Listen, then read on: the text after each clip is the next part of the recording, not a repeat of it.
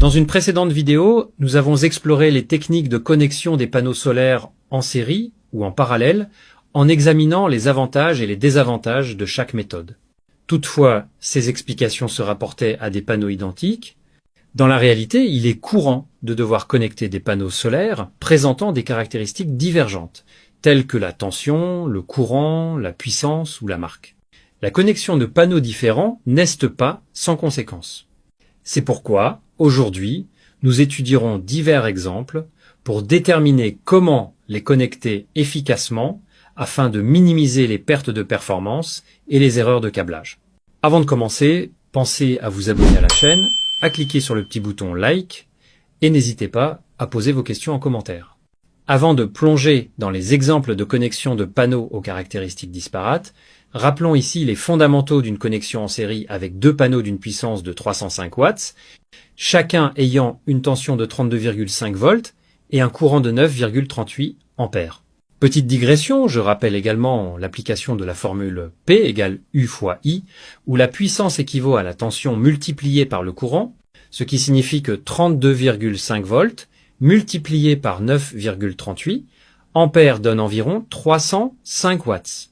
En série, les tensions s'additionnent tandis que le courant en ampères reste invariant, quel que soit le nombre de panneaux en série. Dans cet exemple précis, nous aurons donc une tension de 65 volts et un courant approximatif de 9,38 ampères. La puissance totale sera de 610 watts. Pour le montage en parallèle avec les mêmes panneaux de 305 watts, ce sont les courants qui s'additionnent alors que la tension demeure constante. Ainsi, l'ensemble présentera une tension globale de 32,5 volts et un courant d'environ 18,8 ampères. La puissance totale sera aussi de 610 watts. Je souligne l'importance, pour les raccords en parallèle, d'utiliser des connecteurs spécialement conçus, pouvant doubler jusqu'à 4 connexions, mais vérifiez toujours le courant maximum, qui est parfois limité à 30 ampères selon les connecteurs. Certains ont commenté sur ma vidéo précédente, où une image servait à illustrer mes propos, ce qui rend pertinent de souligner cette information. Un grand merci aux commentateurs d'ailleurs, mais le plus sûr, sinon reste l'utilisation de bus bars. Ceux-ci permettent au courant d'atteindre sans problème jusqu'à 250 ampères. Nous avons également exploré le montage mixte en série parallèle. Pour cet exemple, nous utiliserons 4 panneaux pour une meilleure compréhension. Nous allons installer 2 séries de 2 panneaux en série, puis connecter ces deux ensembles en parallèle. Avec les mêmes panneaux que précédemment, cela donne une tension de 65 volts, 32,5 volts plus 32,5 volts, un courant de 9,38 ampères et une puissance de 610 watts par ensemble. Quand ces ensembles sont raccordés en parallèle, la tension reste donc inchangée à 65 volts, tandis que le courant passe de 9,38 ampères à 18,8 ampères pour une puissance totale équivalent à 4 fois 305 watts, soit 1220 watts. Dans ce cas, on peut utiliser des connecteurs classiques ou des bus bars, car le courant est encore relativement faible.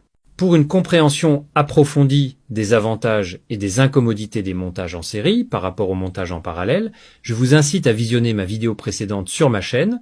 Nous allons maintenant examiner les implications lorsque l'on branche deux panneaux de marque et de caractéristiques différentes. Nous évaluerons la puissance totale générée dans chaque configuration. Pour les caractéristiques des deux panneaux, nous disposons ici d'un Victron Energy Blue Solar de 305 watts. Nous allons procéder à un examen approfondi des performances énergétiques de deux panneaux solaires. Le premier panneau est un modèle 305 watts avec une tension de 32,5 volts et un courant de 9,38 ampères, tandis que le second est un Renogy de 275 watts présentant une tension de 18,1 volts et un courant de 9,67 ampères. Théoriquement, ces panneaux devraient générer une puissance cumulée de 480 watts, mais cela reste dans le domaine théorique. D'abord, analysons une configuration de connexion en parallèle. Dans ce type de branchement, les courants de chaque panneau se cumulent, tandis que la tension du système est limitée à celle du panneau ayant la tension la plus faible, ici 18,1 volts.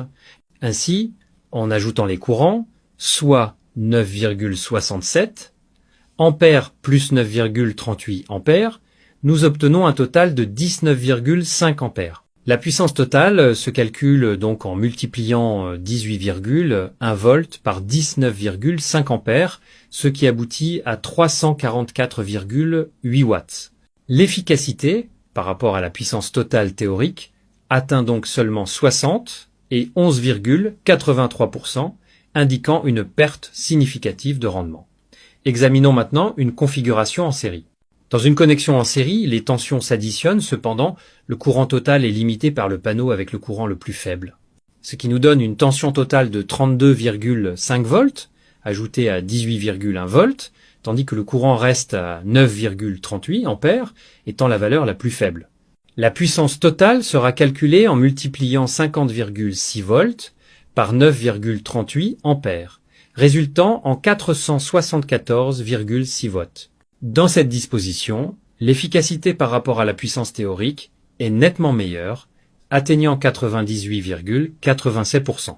Pour approfondir votre compréhension des montages série parallèle, nous allons analyser un système impliquant 3 panneaux solaires distincts.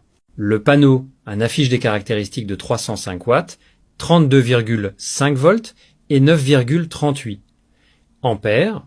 Le panneau 2 a une capacité de 175 watts, 18,1 volts et 9,67 ampères, tandis que le panneau 3 est un modèle Renault J de 100 watts, 20,4 volts et 4,91 ampères. La puissance théorique combinée de ces trois unités est de 580 watts en configuration série, où les tensions s'additionnent et le courant est limité par le panneau avec le plus faible courant, 4,91 ampères. La tension cumulée est de 60 et 11 volts. La puissance totale, 348,6 watts, révèle une efficacité de seulement 60,1%, une configuration malheureusement inefficace. Passons à une configuration parallèle pour ces trois panneaux. Ici, la tension est limitée à celle du panneau avec la tension la plus basse, soit 18,1 volts.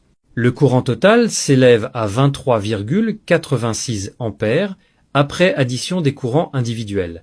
La puissance cumulée atteint 433,6 watts avec une efficacité de 74,8%. Bien que cette configuration soit supérieure à celle en série, elle n'est guère idéale.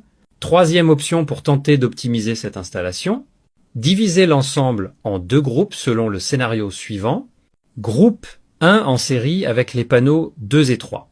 La tension combinée sera de 38,5 volts, 18,1 volts plus 20,4 volts et le courant de 4,91 ampères. Groupe 2 avec le panneau un seul qui fournira une tension de 32,5 volts et un courant de 9,38 ampères. Ensuite, ces deux groupes seront connectés en parallèle, résultant en une tension de 32,5 volts la plus faible et un courant total de 14,29 ampères, 4,91 ampères, plus 9,38 ampères. Cela nous donne une puissance calculée de 460, 4,4 watts, 32,5 volts fois 29 ampères et une efficacité de 80,1%.